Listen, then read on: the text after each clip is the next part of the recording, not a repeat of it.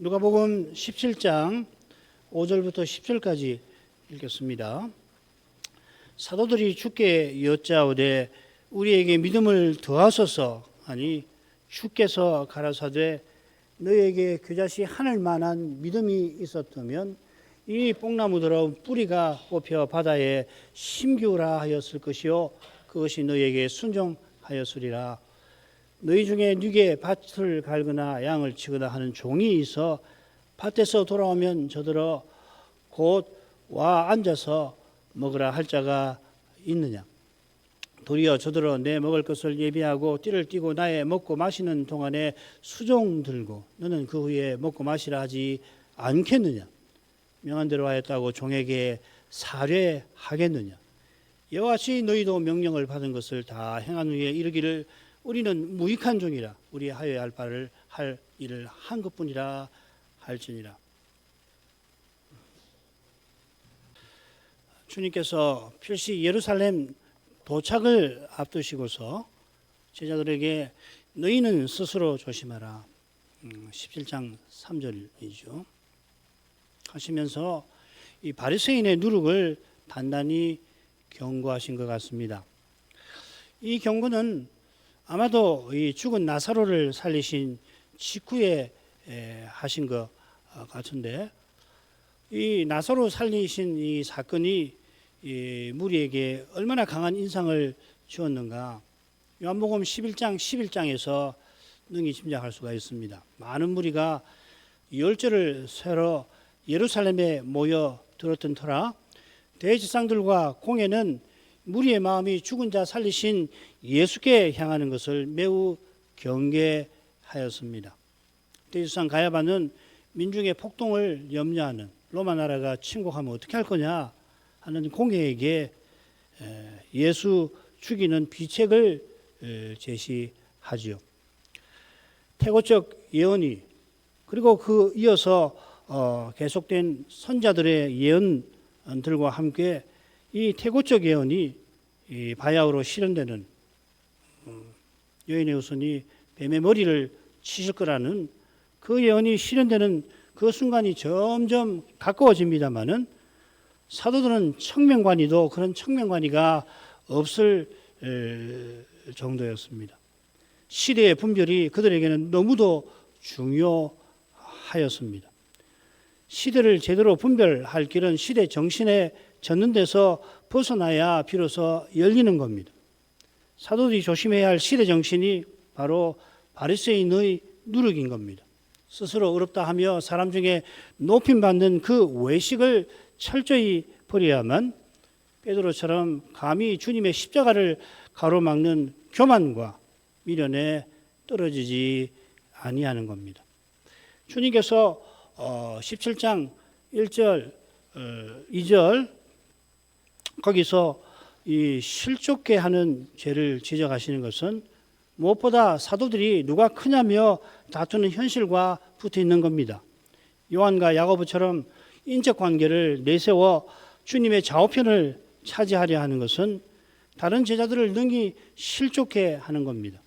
그러나 다른 제자들도 세베대의 아들들과 하등 다를 바 없으니 서로 실족게 할 상태였던 것입니다. 이 죄가 얼마나 심각한지를 일러주신 다음에 그런 죄도 용서받는 길을 이 3절, 4절, 3절 하반절 4절에서 말씀해 주시는 거 아닙니까? 그 길은 죄범한 형제를 경계하는 데서 시작되는 겁니다. 이는 복음 강설이 전파되는 거기서 주님이 자기 영광을 드러내시는 그곳에서만 가능한 거죠. 주님께서 감히 주님을 꾸짖는 베드로를 꾸짖으신 것처럼 그렇게 주님께 꾸지람 받지 아니하면 아무도 실족해 하는 죄를 회개할 수가 없을 겁니다. 주의 영광을 뵙지 않고서는 실족해 하는 죄는 물론이고 어떤 죄도 제대로 알 수가 없는 겁니다. 잠시 양심의 가책을 약간 느끼고 언제 그러냐는 듯이 이 태연한 태도 취하기가 참으로 쉽습니다. 회개는 양심의 가책을 그때 조금 느끼는 정도에 그치지 않고 철저히 돌이켜서 하나님께로 향하는 건데 그럴 힘과 지혜는 죄범한 인생에게서는 나오지는 않습니다. 십자가 지시고 부활하신 주님의 영광만이 죄를 참으로 시인하고 두려움과 부끄러움이 가득하더라도 겸손히 책임을 지라고 하시면 져야지 하는 심정을 품게 하는 겁니다. 이처럼 회개하는 일을 참으로 용서하는 심정도 결국은 똑같은 겁니다. 하루에 7번 죄 범한 형제가 7번 돌이켜 회개할 때에 기꺼이 용서하는 그 일은 자기도 그와 똑같은 죄인인 것을 철저히 시인하며 주님의 은혜를 늘 맛보는 데서만 가능한 법입니다. 그 다음으로 하죠. 사도들이 주께 여짜오되 우리에게 믿음을 더하소서 하니 주께서 가라사대 너희에게 겨자씨 하늘 만한 믿음이 있었다면 이 뽕나무들어 뿌리가 뽑혀 바다에 심기우라 하였을 것이요 그것이 너희에게 순종하였으리라. 사도들이 주께 여쭈었다고 누가는 기록합니다. 앞선 부분이 제자들에게 이르신 건데 특별히 사도들에게 베푸신 말씀이라는 것을 누가가 지금 강조하는 겁니다. 그 밑에 보면 이 사도의 누가복음에 이 사도라는 말이 어디 몇 번 쓰였는지 요약을 한 건데 정리하면 지금 사도들이 주님께 여쭙는 상황이 매우 중대하다는 것을 누가 선생이 암시해서 여기에서는 사도라는 말을 씁니다. 한 6번 나오죠 아마. 누가복음이 굉장히 많은데 이 사도라는 말이 6번밖에 나오지 않아요. 달리 표현하면 누가 선생은 지금 주님께서 말씀하시는 그 교훈이 사도직에 참으로 중요하다고 하는 것을 암시하는 것 같습니다. 이것은 6절에서 주라고 부르는 큐리어스라고 부르는 것에서 확인이 됩니다. 5절의 주는 대명사를 번역을 그렇게 한 거고 6절에 주라는 말이 나옵니다. 예수님을 주 큐리어스라고 썼습니다. 사도들은 우리에게 믿음을 더하소서 하고 간구합니다. 사도들이 구하는 이 믿음은 당연히 바로 앞서 주님께서 죄 지은 자를 징계하고 용서하는 그런 믿음이겠죠. 사실 신약 신자, 특별히 우리 개혁교회 신자가 믿음하면은 단연 의롭다 하시는 믿음을 떠올릴 것입니다. 이것이 구원 얻는 믿음의 핵심인 것은 분명합니다. 핵심이지 전부는 아니에요. 그런 점에서 이 누가 선생이 믿음이 어떤 건가, 교훈하는 이 믿음이 어떤 건가를 살필 필요가 있습니다. 누가복음에 이 믿음이라는 낱말이 11번 나오는데 이 많은 경우 표적과 붙어 있습니다. 참고, 밑에는 참고하십시오. 주님께서 표적과 관련하여 언급하신 믿음은 하나님만 불치의 질병이나 치명적인 풍랑에서 건져주신다는 것을 온전히 의지하는 거고 죄와 사망에서 구원하시는 하나님을 순전하게 신뢰하는 겁니다. 동네에 죄인으로 소문이 난 여인에게 그 헌상을 받으신 후에 내 믿음이 너를 구원하였으니 평안히 가라 위로하실 때에 이러한 믿음이 잘 드러날 겁니다. 아울러 사도들의 믿음이 떨어질 위험이 있어서 주님께서 그들을 위하여 기도하시죠. 누가복음 22장. 주님께서 그들을 위하여 기도하신 것은 당장에 주님의 십자가 처형 때문에 그들이 아주 낙심하지 않게 하심이고 그 다음에 내 믿음이 떨어지지 않기를 구하였노라 하고 그 다음에 뭐라고 하시냐면 네가 돌이킨 후에 내 형제를 굳게 하라 하신 말씀처럼 사도들이 부활 후에 교회에 터다없게 서나가게 하려고 하신 겁니다. 이런 성격의 믿음이 과부와 불의한 재판관의 비유에도 나오는 것 같습니다. 누가복음 18장 8절 내가 너희에게 속히 이르노니 속히 그 원한을 풀어주시리라. 그러나 인자가 올 때에 세상에서 믿음을 보겠느냐 하시니라. 주님이 말씀하시는 원한은 택하신 자들이 밤낮 부르짖으며 하나님께서 갚아달라. 하나님 약속하신 그 일을 이루어주시고 하나님의 뜻대로 사는 주의 신자들이 핍박당하는 것을 멈춰달라 하는 거 아니에요. 대표적으로 구약 시인들이 그런 탄식하는 기도를 드렸고 계시록에 보면 믿음으로 죽임당한 영혼들이 하늘 향단 아래서 우리 피를 신원하여 주지 아니하시기를 어느 때까지 하시려나이까 하고 기도합니다. 이런 기도를 하늘 아버지께서 속히 들어주시겠죠. 듣지 아니하실 이유가 없고 지체하실 까닭도 없는 겁니다. 연약한 인생에게 더디게 보일 뿐이지 하나님께서는 필시 가장 신속하게 이 고난당하는 주의 자녀들이 바라는 그 일을 이루어 주시는 겁니다. 그런데 그 일을 다 이루시는 그 시점에 인자가 세상에 오셔서 믿음은 보기가 힘드실 것입니다. 필시 그 믿음은 모든 고난을 견디고서 그리스도 교회의 바른 자태를 드러내는 믿음이겠죠. 이런 믿음이 사람에게서 나오지 않고 가장 핍박이 극심한 때라 당연히 찾기 힘들 것입니다. 자, 이것이 지금 사도들이 구하는 믿음과 붙어 있는 것입니다. 그런데 과연 사도들이 그런 믿음을 구하고 있나 생각해 보십시다. 주님께서 권고하신 대로 실족해 하는 죄를 경계하는 것이 쉽지 않죠. 그런 죄를 용서하는 것도 그러합니다마는 사도들은 아마도 하루에 7번 자기에게 죄 범하고서 돌이켜 회개하는 이런 일을 용서하는 일이 사람으로서는 불가능하다 여기고 믿음을 더하소서 구했던 것 같습니다. 예루살렘 여행 떠날 무렵에 베드로가 비슷한 주님의 교훈을 받고서 형제가 내게 죄를 범하면 몇 번이나 용서하여 주리까? 7번까지 하오리까? 하고 여쭈었죠.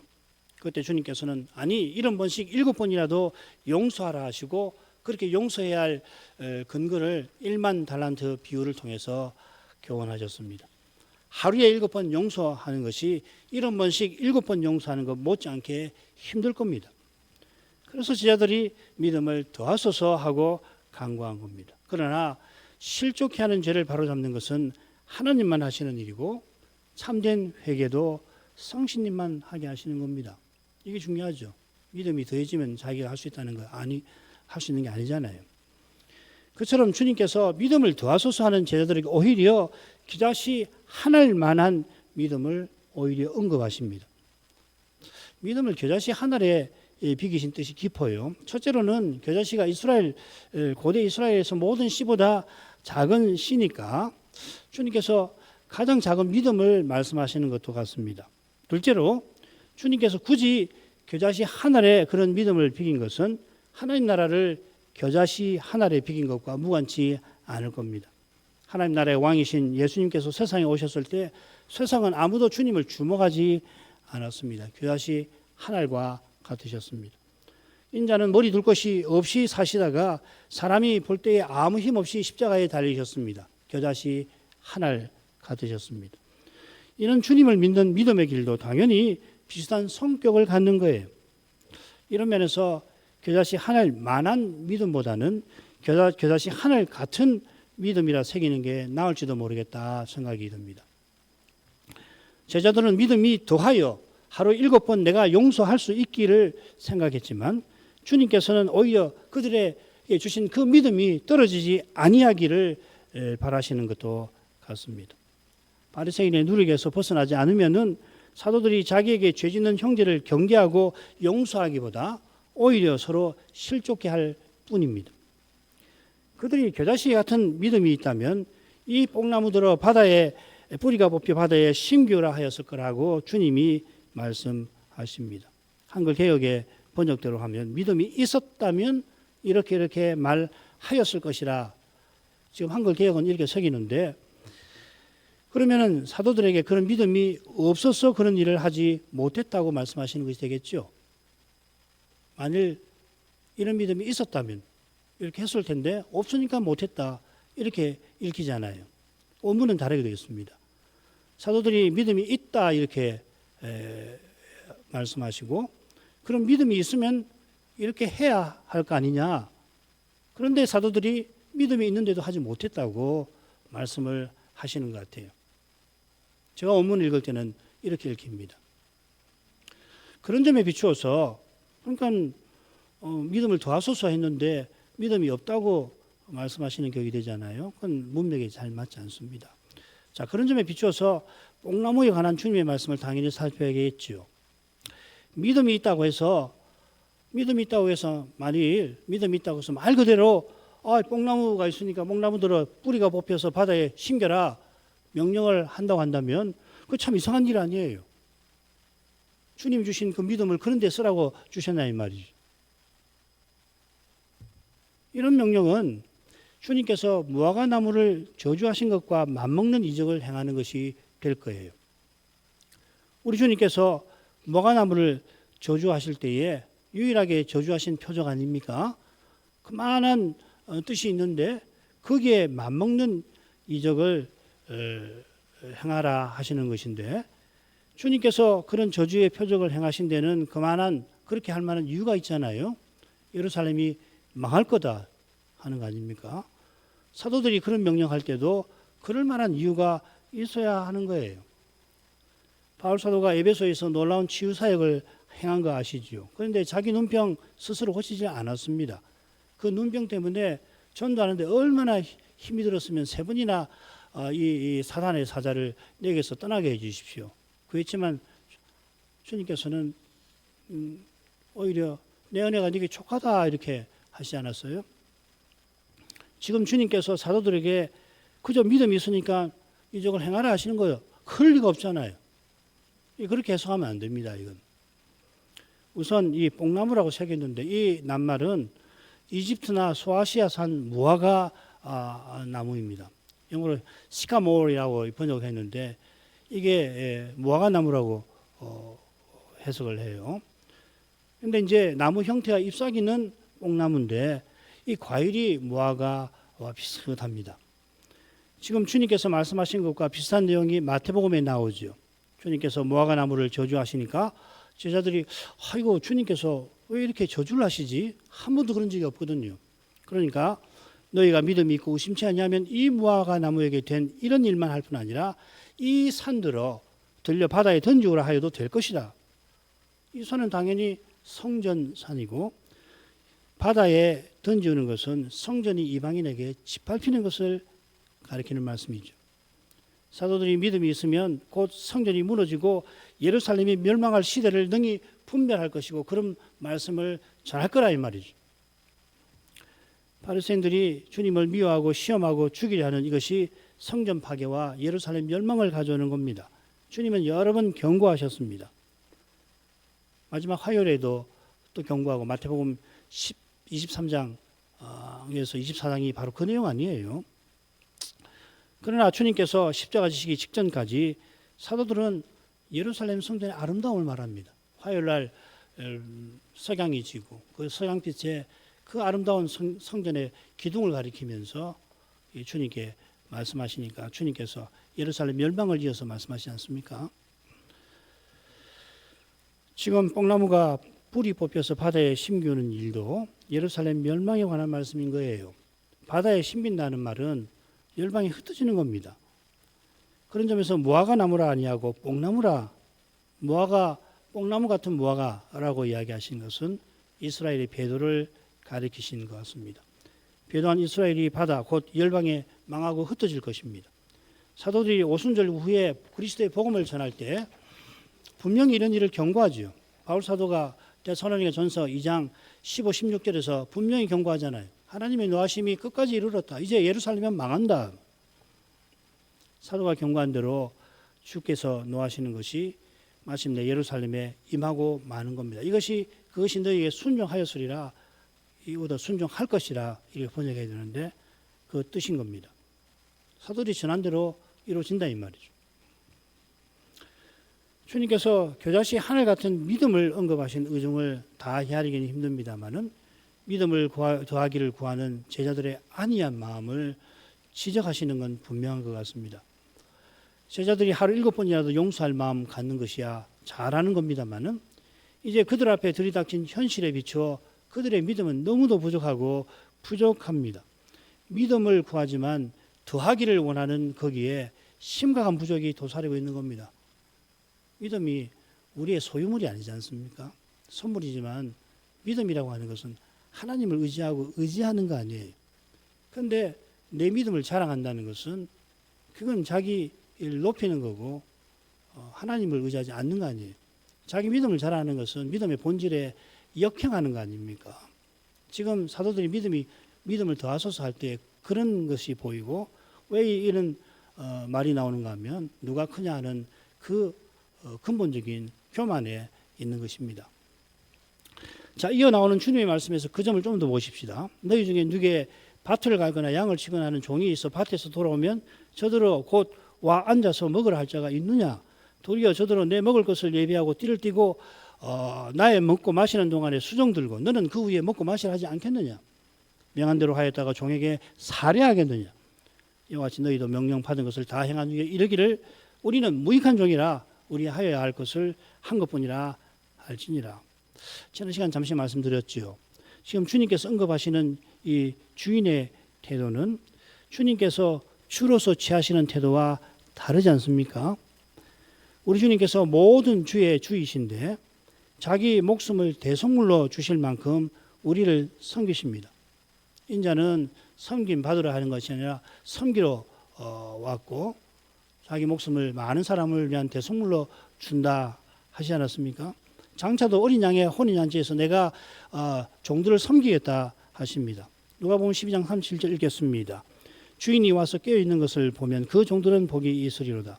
내가 진실로 너에게 이르노니 주인이 띠를 띠고 그 종들을 자리에 앉히고 나와 수종하리라.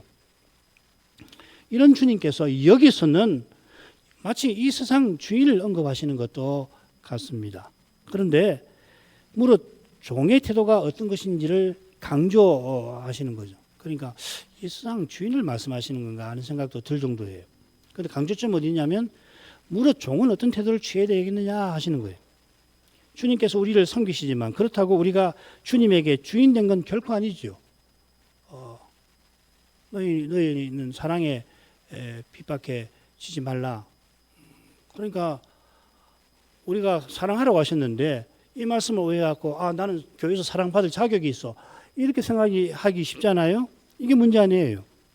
주님께서 신자들들어 사랑하라. 네 형제를 위해서 목숨 버리는 게 마땅하다 하셨으니까 나는 그런 사랑을 받아야 되겠구나. 그런 생각을 하잖아요. 지금 주님께서 내가 너희를 섬길 테니까 이제 너희는 내 주인이다. 주인 노릇해라. 그런 말씀 아니지 않습니까? 말씀을 들어도 그렇게 꼭 들어요. 왜 그렇게 듣냐면은 이 사람이 얼마나 부패해서 그런 거거든요. 내가 그렇게 사랑해야 되겠구나. 근데 왜 나를 사랑하지 않느냐? 그러고서는 막 교회를 비난한단 말이죠. 주님께서 우리를 섬기시면은 섬기시는 주님을 어떻게 해야 되겠습니까? 우리는 더욱 기쁘게 어떻게 주님이 나를 섬겨주시나? 섬김 받을 때 몸둘 바를 모르고 그냥 더더욱 주님을 섬기게 되지 않겠습니까? 그게 하나님 나라죠. 주님께서 지금 말씀하시는 종의 태도를 마땅한 줄로 여길 뿐 아니라 그보다 더한 태도로 기꺼이 그런 태도를 취해야 되겠죠. 지금 여기서 말하는 종의 태도는 마땅하고 그 이상이라도 할 수 있으면 하려고 하지 않겠습니까? 요컨대 주님께서 종의 마땅한 태도를 강조하시는 이유가 뭔가 살펴야 하는 겁니다. 그 이유는 바리새인의 누룩과 붙어 있습니다. 바리새인이 율법 선생으로서 사두개인들과 함께 백성을 다스립니다마는 그들은 주님을 섬기지 않고 시장에서 문안받는 것, 회당과 상자와 해당의 상자와 잔치의 상석을 좋아하고 백성을 멸시하고 무시합니다. 그 이유가 어디 있습니까? 스스로 어렵다 하여서 사람 중에 높임받는 태도에 있는 겁니다. 이게 바리새인의 누룩이죠. 스스로 어렵다는 사람이 이라면은 감히 하나님 앞에서도 자기를 내세우는 사람 아닙니까? 누가복음 18장에 나오는 바리새인의 기도를 기억하십시오. 그러니 사람 중에 높임 받는 것은 당연하겠죠. 하나님 앞에서도 스스로 어렵다 할 정도로 자기를 내세우는데 어떻게 사람 중에서 겸손할 수 있냔 말이죠. 지금 사도들이 바리새인의 누룩을 버리지 못한 상태라 그런 상태로는 주님 세우시는 하나님 나라를 세상 나라처럼 만들 겁니다. 과연 그들은 이제 예루살렘 도착하면 하나님 나라가 나타날 거라고 기대하고 있고 자기가 그 나라에서 2인자 되려고 하는 겁니다. 그런 태도로는 교회 초등학교에 살 수 없지요. 주님께서 너희 중에 뉘게 하시며 사도들과 직접 관련된 교훈을 베풀려고 하시는 겁니다. 너희 중에 사도들이 종을 둔 사도들이 있었는지 모르죠. 마태 같은 이는 세리였으니까 종이 있을 수도 있고 베드로도 보면은 배가 있어서 일꾼들을 부린 걸 보면 너희 중에 누구에 사도들이 언약의 나라에 살고 있는데 언약의 나라에서 다들 종을 어떻게 대하는지 주님께서 말씀하시는 겁니다. 종이 밭을 갈거나 양을 치다가 집에 돌아올 경우 곧 와 앉아서 먹으라 할 주인이 있느냐고 물으십니다. 주인이 돌아온 종을 보고서 얼른이라고 말하는 건지 그에게 종을 보고서 곧 이어서 말씀했던 이야기인지 그에게 얼른 와서 먹으라고 말하는 건지 확실치가 않습니다. 이 부사가 좀 그렇습니다. 어떤 것이든지 그런 주인이 있다면은 이스라엘에서 희한한 인물이 분명할 겁니다. 보아스보다 룻기 보면 보아스가 희년과 안식년의 교례를 신실하게 지키는 일꾼으로 인물로서 품꾼들을 선대하죠. 보아스보다 더 선대한 인물이 있다면 탕자 비유기 나오는 아버지일 겁니다. 이 아버지는 하늘 아버지를 누구보다 본받는 인물이 분명한데 그런 아버지도 종이 들에서 일하고 돌아올 때에 얼른 와서 먹으라고 했을지 확신하기가 힘듭니다. 그처럼 주님께서 도리어 주인이 그에게 내 먹을 것을 예비하고 띠를 띠고 수종을 들라 하지 않겠느냐 하십니다. 이 세상은 말할 것도 없고 언약의 나라에서도 주님의 이런 하문에 그렇지 않습니다 하고 아무도 대꾸하지 못할 겁니다. 아닌데요 하고 사도들이 아무도 대꾸 못하지요. 이런 주인은 우리 주님밖에 없습니다. 사실 우리 주님은 그보다 훨씬 우리를 섬기고 계시지 않습니까? 장차 어린 양 혼인잔치에서 주님께서 종인 우리를 수종 드실 거라 하셨지만은 이는 지금 여기서 살아가는 제자들이 우리가 이야기 쉽게 설명해 주신 것에 불과하죠. 장차 주님께서 우리를 어떻게 대하실지 주님께서 우리와 함께 고난받아 주시는 데에서만 엿볼 수가 있을 겁니다. 이 고난에 주님이 함께 해주시는구나. 그걸 생각하면 장차 순들 거라는 말씀이 실감이 돼요. 그 사실에서 우리는 주님께서 죄인인 우리를 위해서 목숨 버리신 사랑을 확인하는 겁니다. 십자가를 지신 분이라 고난에 함께 해주시는구나 확인이 되는 거죠. 아무려면은 그리스도께서 자신을 대속물로 주신 그 사랑에 일하고 돌아온 종에게 먹을 것을 차려주는 주인의 봉사를 갖다 댈 겁니까? 그처럼 우리가 그리스도의 남은 고난에 참여하게 하시는 만큼 우리를 높이는 일이 있습니까? 자기 십자가를 지고 주님을 좇는 교회와 신자만이 형제를 위해서 목숨 버리는 것을 마땅한 줄로 여길 것입니다. 사람은 사심이 있어서 스스로 못해요. 자기 십자가를 지고 자기를 부인하고 자기 십자가를 지고 주님을 좇는 나를 위해 자기 목숨을 버리신 하나님의 아들을 믿는 그 믿음이 있어야만 주님을 본받아서 형제를 위해서 목숨 버리는 것을 마땅한 줄로 알고 그래야 사심에서 벗어나는 거 아니에요. 사람은 달리 사심에서 못 벗어납니다. 말은 주님을 위해서 교회를 위해서 얼마든지 말할 수 있지만 결국 사심을 못 부리는 거 아니에요. 그러니까 결정적인 순간에 뭐합니까? 그 사심에 그냥 끌려가고 마는 거라고요. 그런데 이렇게 섬기는 것만큼 자유롭고 이보다 고귀한 삶이 없습니다. 주님께서 지금 여기서부터 하나님 나라를 세우시는 실정이 바로 여기 있는 겁니다. 그리스도의 새 생명을 받고 살아내는 겁니다. 거기서만 이 세상과 전혀 다른 사회가 우리 가운데 펼쳐질 거예요. 달리는 잘해야 이 세상에서 우수한 문화와 도덕을 모방하는 데 그칠 겁니다. 기독교 문화, 기독교 붙은 것이 이 세상의 우수한 문화가 하고 근본적인 다른 점이 있느냐는 겁니다. 있어야지요. 지금 큰 정변을 지나면서 세계적 이념, 시대 정신으로 꼽히는 이 민주주의가 역설적으로 지금 큰 정변, 민주주의가 그냥 무너지게 생긴 이 정변인데 역설적으로 역사상 가장 꽃피우는 모습이 우리 앞에 드러나고 있습니다. 계엄 선포되는 날 국회 앞에서 많은 시민이 밤을 새며 어떤 청년이 맨몸으로 탱크를 가로막고 또 많은 분들이 그 무장한 최정예 군인들을 설득하고 어떤 아주머니는 그 뺨까지 때렸다고 그럽니다. 여의도 정신 차리라고 말이죠. 여의도 국회의사당 앞에 운집한 국민들이 특히 젊은이들이 응원봉을 들고서 흥겹게 노래하며 얼마나 심각합니까? 탄핵이 되느냐 마느냐. 그런데 탄핵 찬성을 노래하면서 기뻐하는 데서 남태령에서 20대 30대 여성분들이 그 강추위에 밤을 지새며 트랙터 시위를 지지하는 데서 대통령 관저 앞에서 눈발의 은박지를 몸에 감고서 내란 우두머리 혐의를 받고 있는 현행 대통령의 체포를 기원하는 데서 민주주의 이념이 역사상 정점에 도달했다고 후대 역사책에 기록될 것이라고들 말합니다. 저도 동의하는 바가 있습니다.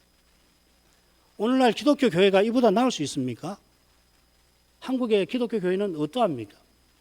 미국 국기도 부족해서 심지어 일장기까지 들고 와서 거짓 선생의 선동에 놀아나는 극우 기독교 교회들과 정의와 연대를 지지하며 공의롭고 약자를 돌보는 진보 기독교 교회들 사이 그 어딘가에 자리 잡고 요건 좀 과격해, 요건 너무 심해 하고 자리 잡고 만족하기에는 물론 비상한 시기나니까 우리가 국민의 의문을 다 해야 할 것입니다만은 그러나 그렇게 하기에는 우리 주님께서 세우시는 하나님 나라는 비할 수 없이 고고합니다.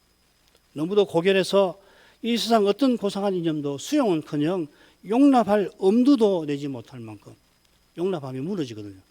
이 세상 이념이 무너지거든요. 민주주의가 무너지거든요. 그러니까 수용할 엄두도 못 낼 만큼 겸손합니다. 여기 교회법의 심장도 박동합니다. 교회에서 이 세상과 전혀 다른 원리가 작동하고 그리스도 외에 무엇이든지 양보하는 신비가 드러나기를 우리는 바라고 바랄 것입니다. 아무리 그런 걸 본 적이 없다 하더라도 내 일생에서 단 한 번도 본 적이 없다 하더라도 그러나 바라야 합니다.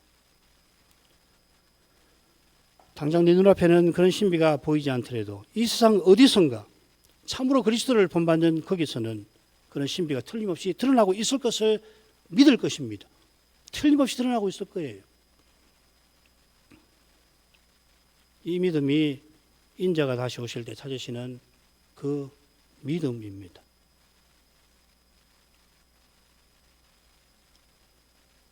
그런 믿음만이 온 세상이 옳다고 따라가는 그 길을 나 홀로라도 거슬러서 영광의 목표로 전진할 수가 있는 겁니다.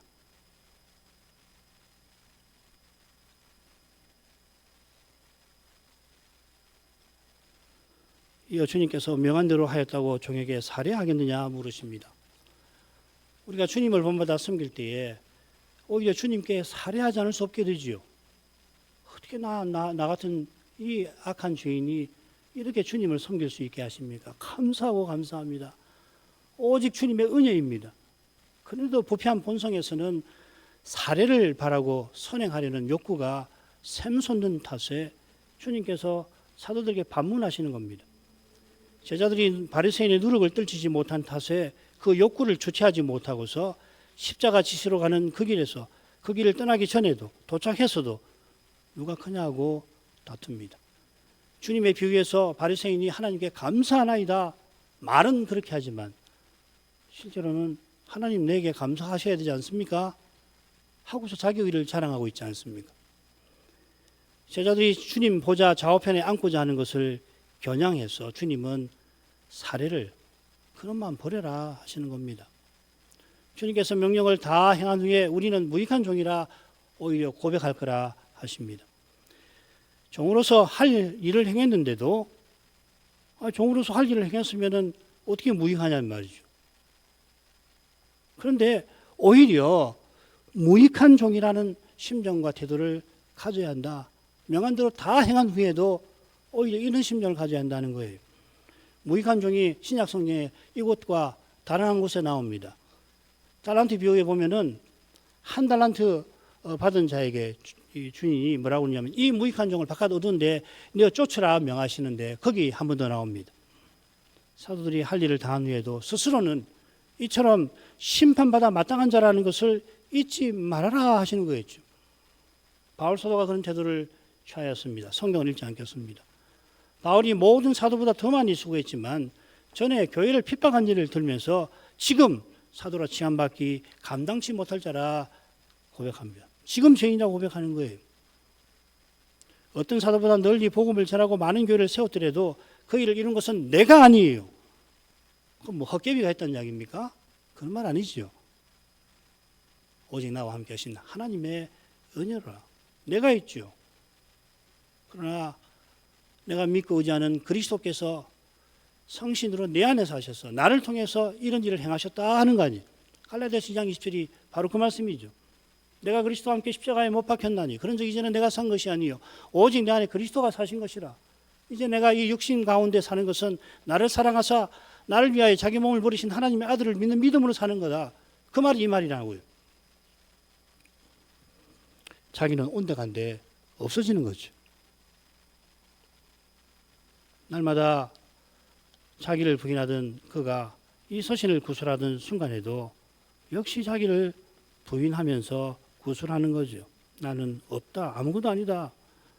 하나님 은혜가 믿게 하고 교회를 세웁니다. 나는 아무것도 아닙니다. 바울 스스로는 교회를 핍박한 중죄인입니다. 이처럼 나는 무익한 종이라 고백하며 은혜를 의지하여 소명을 이루고 나갔던 겁니다. 지금 예루살렘 올라가는 길에 사도들에게 이런 믿음이 절실합니다. 그들의 믿음을 더하소서 했지만 간구하는 그 마음이 사람 중에 높임받고자 하는 욕구에 사로잡혀 있습니다. 주님의 십자가에서 그들의 정체가 숨기지 않고 다 드러납니다. 주님의 간구 없이는 다들 가룟유다보다 결코 낫지 못했을 겁니다. 이런 시대에 그리스도 교회의 바른 자태를 조금이라도 드러내는 길이 어디 있는지 우리가 모를 수가 없습니다. 육신적인 태도, 사람으로 행하는 태도를 늘 부인하면서 주님의 새 생명을 꼭 받고 그것을 살아내는 겁니다. 그 길은 오직 하나예요. 내가 내 형제들에게 아버지를 선포하리이다. 서약하신 그 주님이 서약대로 이루어지시는 그 신비를 경험하는 것 외에는 없습니다. 기도하겠습니다.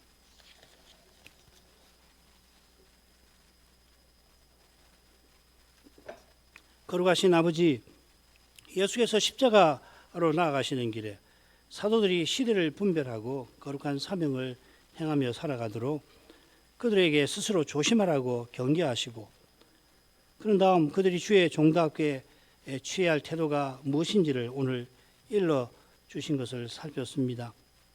바리새인의 누룩을 완전히 버리지 못한 상태라 사도들이 누가 크냐 서로 다투는 중에 있고, 그래서 예루살렘 올라가셔서 하나님 나라가 나타나면 그 나라에서 주님 다음 2인자가 되고자 하는 마음이 그들에게 가득하였기 때문에 주님께서는 종이 명령을 다한 후에 주인이 그에게 살해하겠느냐 하시면서 그들의 생각을 바로잡아 주셨습니다. 주님께서는 종을 섬기시는 주인이신데 주님의 종이 살해받을 태도를 취한다면 주님의 뜻을 알지도 못하고 받들지도 못하겠습니다. 이런 데서 벗어나는 길은 그리스도께 있음을 이제도 고백합니다. 나를 사랑하사 자기 몸을 버리신 이 하나님 아들을 믿는 믿음으로만 예수께서 내 안에 사셔서 친히 주님을 드러내시는 일이 있을 수가 있겠나이다. 이 신비를 추구하게 해 주옵소서. 예수님 이름으로 기도합니다. 아멘.